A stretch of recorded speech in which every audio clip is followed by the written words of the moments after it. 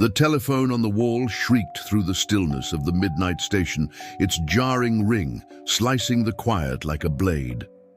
The railroad worker jolted awake from his half-dream at the desk, heart thumping.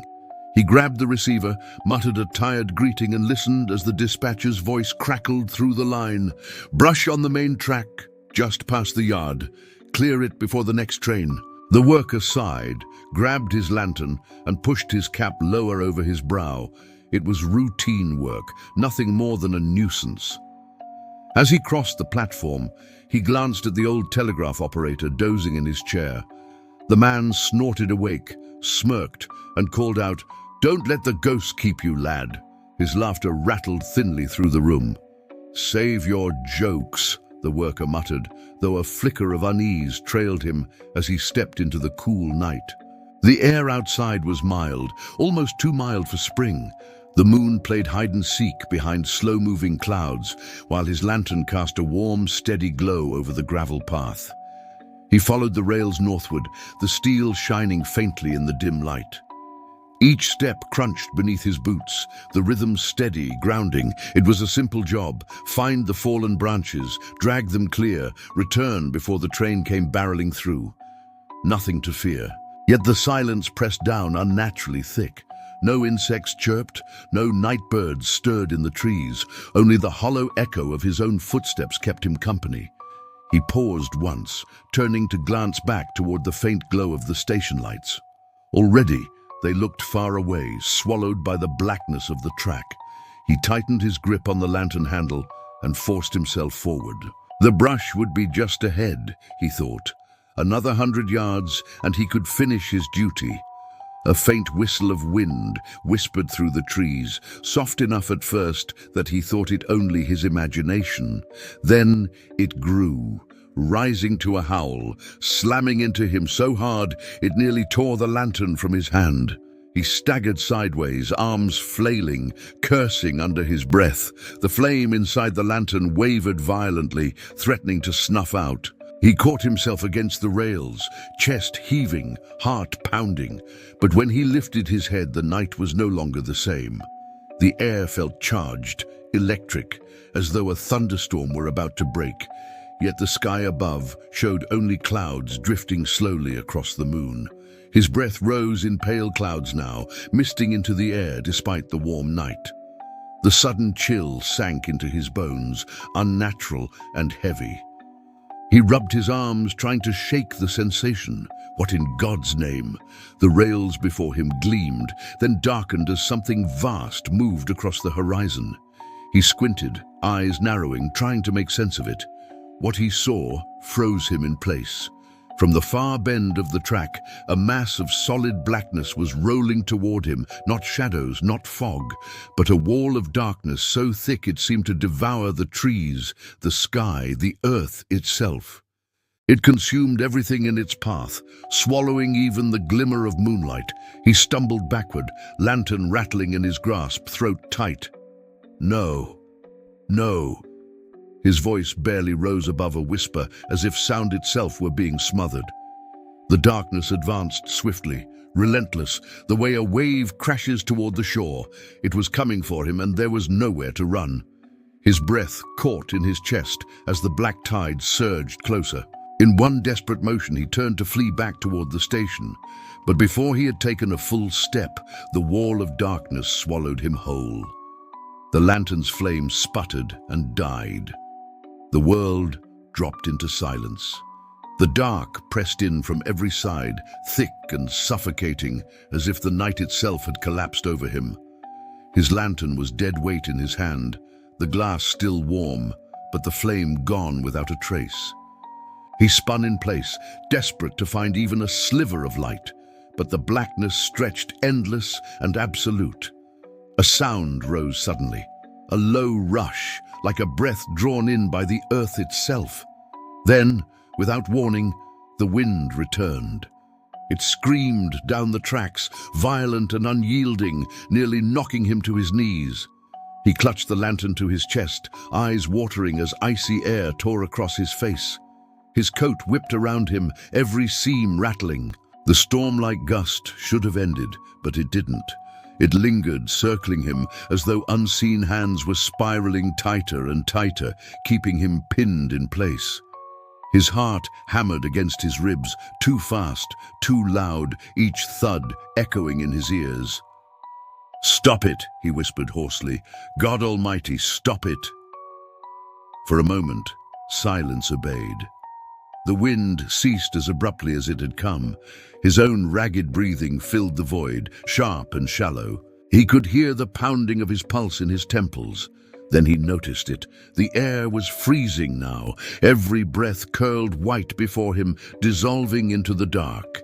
He rubbed at his arms, but the chill sank past flesh and bone, seeping deeper. His teeth chattered, yet sweat beaded his brow, the contradiction making his skin crawl. The rails beneath his boots gave a faint groan, as if something immense pressed against them from far away. He crouched, holding his breath, listening.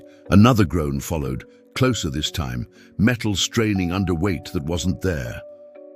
"No trains due yet," he muttered to himself, though the words sounded weak, broken, even to his own ears.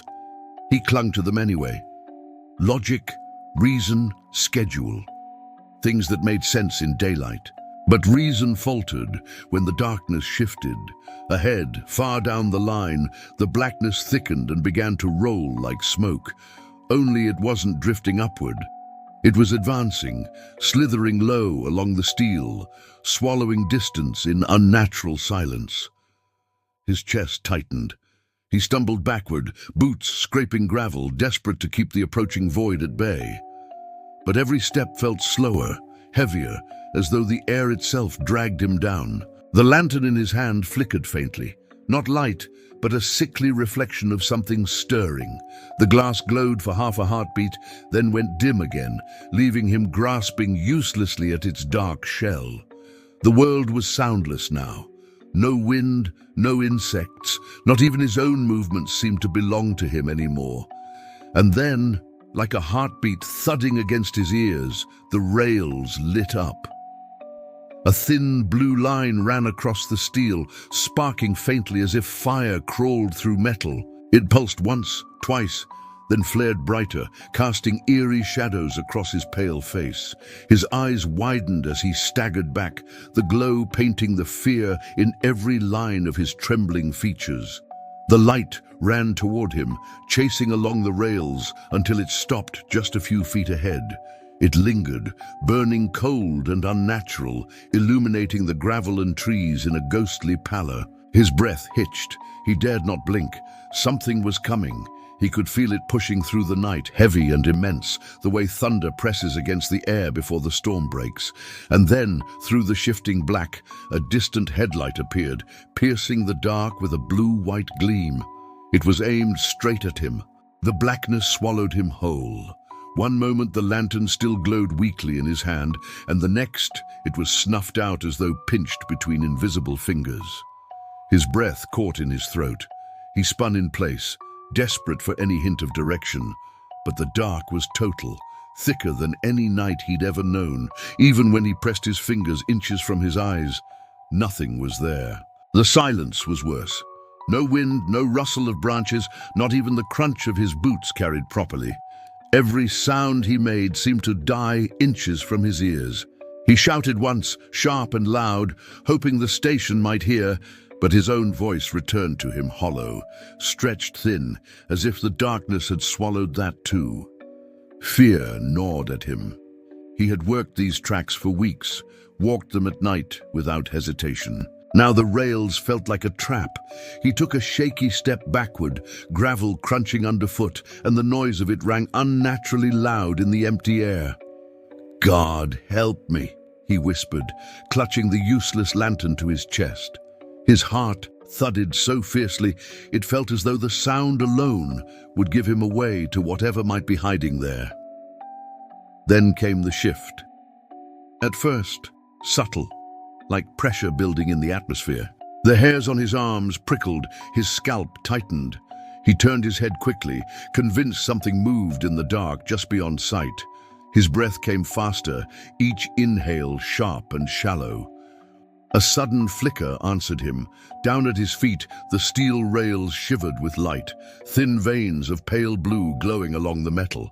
He staggered back, eyes wide. The glow pulsed, faint at first, then stronger, running in both directions down the tracks like fire spreading through veins. "No," he breathed, shaking his head. "No trains due. Not yet." But the glow only deepened. The gravel at the trackside took on a ghostly hue, the trees along the embankment looming like skeletal shadows in the unnatural light.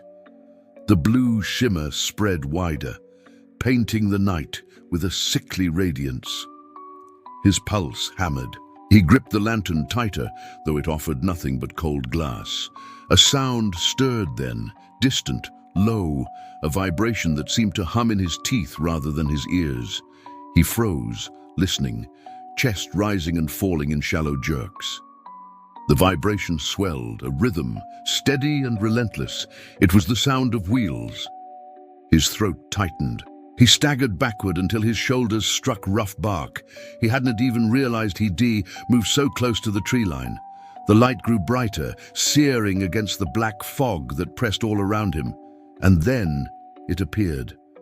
From the depths of the rolling dark, a headlight pierced forward, a single blinding circle of blue-white flame cutting through the night.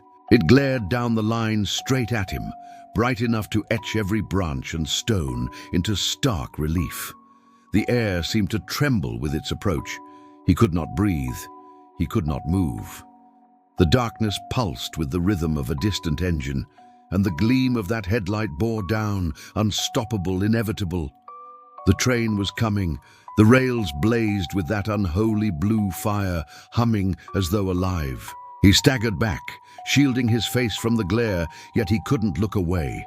His breath came ragged, every inhale scraping his throat raw. The light swelled, swallowing the tracks ahead. From within it, a shape emerged. Vast, hulking, unstoppable. A steam engine loomed out of the black fog, its iron body draped in black crepe that fluttered without wind. Smoke bellowed upward in a steady plume, yet no sound of fire or machinery followed. The engine's brass fittings gleamed, polished and proud, but its cab windows gaped hollow, empty. No crew, no fireman, no engineer, only absence.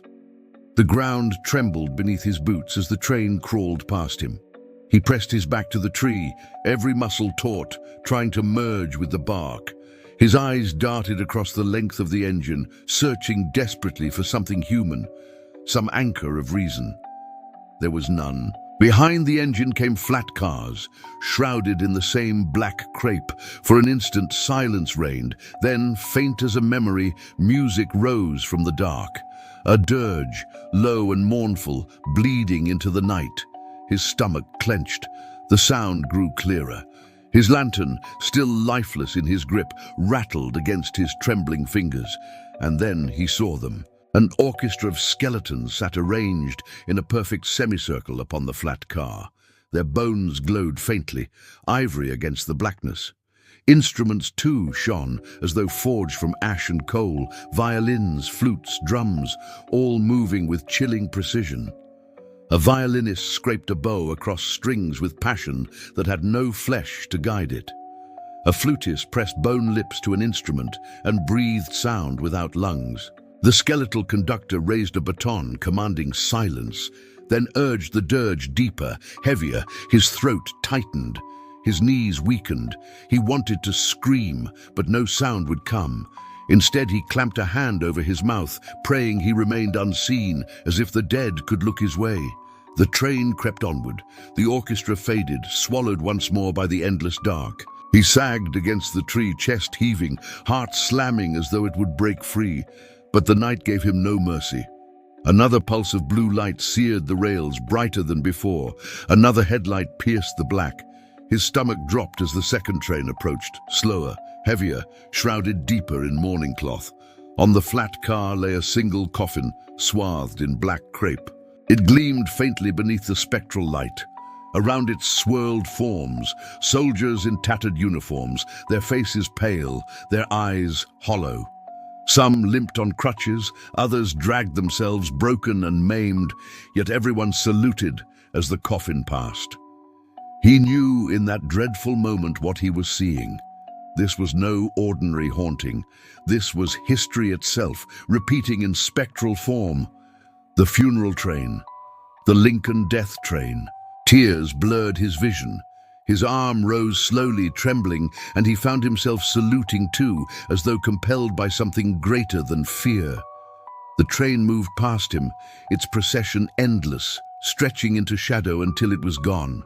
With it, the blue light faded, the rails cooled, the darkness lifted, his lantern flared back to life in his hand. Moonlight broke through the clouds, soft and silver. For a heartbeat, the world was ordinary again. He looked down the tracks, and there lay the brush he'd been sent to clear, as though nothing had happened at all. Yet when he touched his pocket watch, his blood ran cold. The hands were frozen, 6 minutes lost. Far down the line, faint and fading, came the whistle of a train that had never belonged to the living.